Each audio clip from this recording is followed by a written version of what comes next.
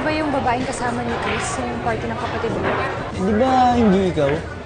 Tsaka isa pa, hindi ako chismoso at hindi rin ako nanlalaglag ng mga katropa. Kaya sorry talaga, Rachel. Kainis naman eh. Sino nga? Lovely! Glenn? Michelle? Lovely. Ba't parang nagmamadali ka? Oo nga, saan ka pumunta? May pupuntahan lang ako yung classmate ko. Sige, bye. Oh, Glenn. Sino na nga? Alam mo, hindi ko talaga pwedeng sabihin sa'yo. At isa pa, kaibigan mo yung babae.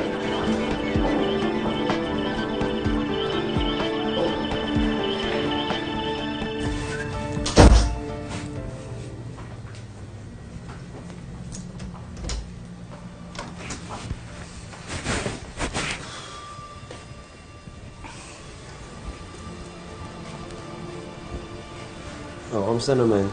Nakita kami ni Rochelle kanina sa bar. Oo. Kaya mo na yun. Eh, kausap niya si Glenn eh. Baka magkwento yung kaibigan mo. Di yun, ang bahala dun. At ano namang ikakwento niya, ha? Na kayo ng dalawa? Ahas! Ahas ka! Ahas ka! Ano? Masakit ba, ha? Masakit ba yung pang-aagaw mo kay Chris? Ahas kayong dalawa! Chris, ano ba? Hindi mo naiintindihan eh. Anong hindi naiintindihan, ha? Pinagbukaan niyo akong tangang dalawa! Pinagluloko niyo ako, ha? Ha? Akala ko sorry, Bestie! Michelle, tama na! Anong bestie ka dyan, ha? Isorry na yung pagbumukha niyo! Magsama kayong dalawa!